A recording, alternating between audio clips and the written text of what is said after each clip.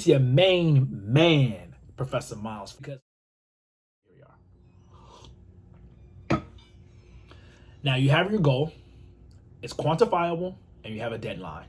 So let's say we want to pay it off by the end of this quarter, right? We're in quarter 3, July, August, September. So I want to pay off my $1,000 credit card by the end of September. And it is today, July 28th, 2022. So by July, August, September has 30 days in it. By September 30th, we are going to pay off our $1,000 credit card. And now we have a goal. Now it's quantifiable, $1,000.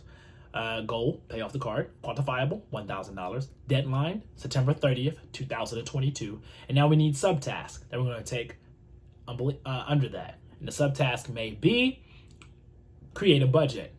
The first task might be create a budget. Second task might be reduce expenses and costs to necessities only: food, utilities, rent, transportation.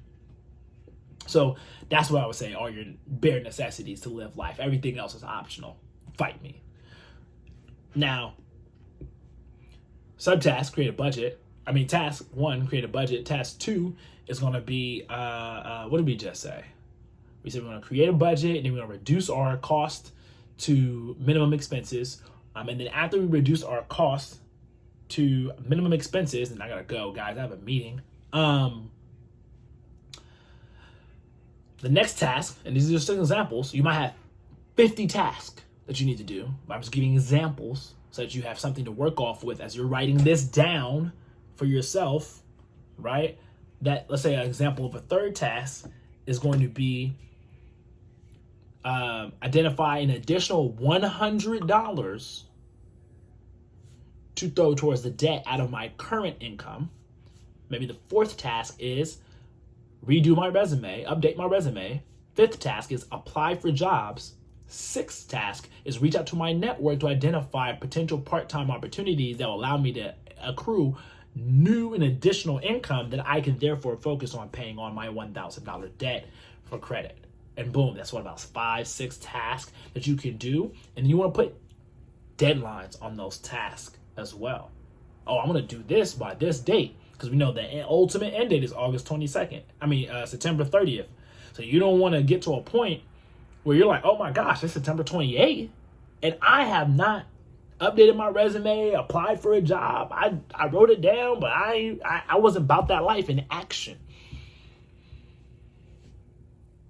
And I think a lot of times we want stuff to look perfect and know it's going to work out before we start taking actions. And I'm making this video because I don't have time to make it perfect. I don't have time to do what I need to do the way that I would prefer to do it.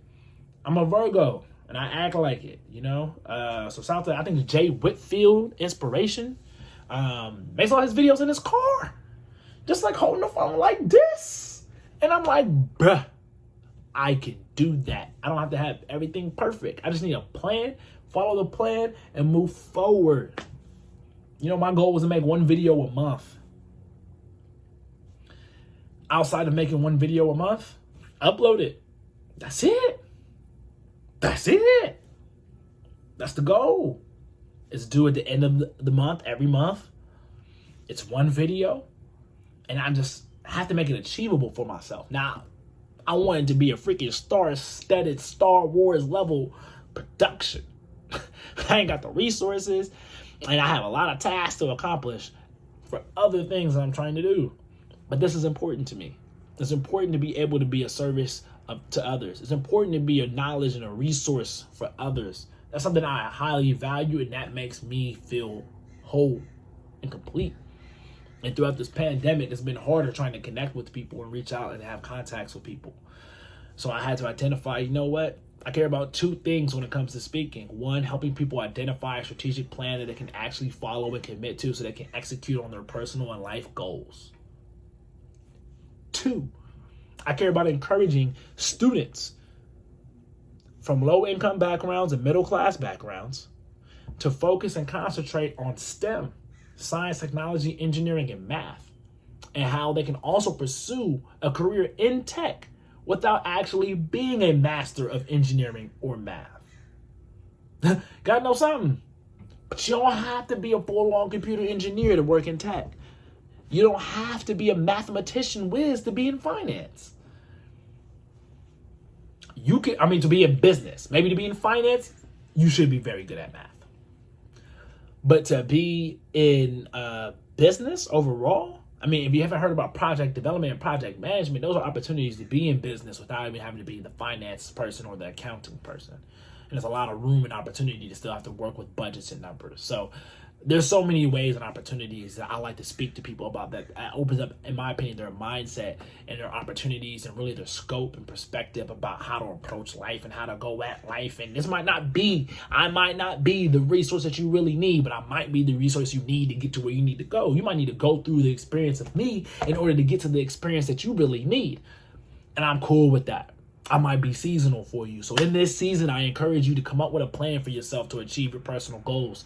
And if you're a student, you're in high school, you're in college, I encourage you to look at how you can get into the tech industry if you want to be able to make $100,000 or more.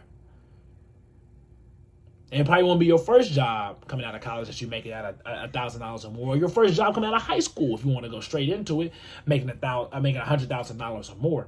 But you definitely can get to that point in tech without having hard technical skills or being a math whiz. And that is something that I know for a fact. And I want to help you get there. I want to help you at least know that it's possible and have somewhat of a plan if you're a student on how to get there. And if you're a grown individual, okay, let me say this. If you're an adult and you're looking to go from adult to grown, I am in process of that right now in every area of my life, taking it to a whole grown, full responsibility, intentional, ahead of the curve moment. And I've been able to do it in some areas, and I really, really appreciate that. But most of it's been in my career, where I'm really forward thinking and ahead, and I started applying it to my own personal life. And the growth I've had in a matter of weeks, the growth I've had over the last couple of years since the pandemic kind of forced me to use all the skills I was using everywhere else for myself. I've been able to survive through tough trials and tribulations, and even find triumphs in the middle of darkness, where I'm able to say, yea, though I walk through the valley of the shadow of death, thine art with me, and I feel the light, and I am the light. And that's something that I think you can do and embody yourself. You can be your own savior. I'm not saying get rid of Jesus. I'm just saying, what if, or I like to submit for your consideration that God actually made you before you was even in your mother's womb. He put you in that womb intentionally, and that God actually already gave you all the skills you need to succeed. Peace and Afro Greece. Schools in LA like Laces and Crenshaw.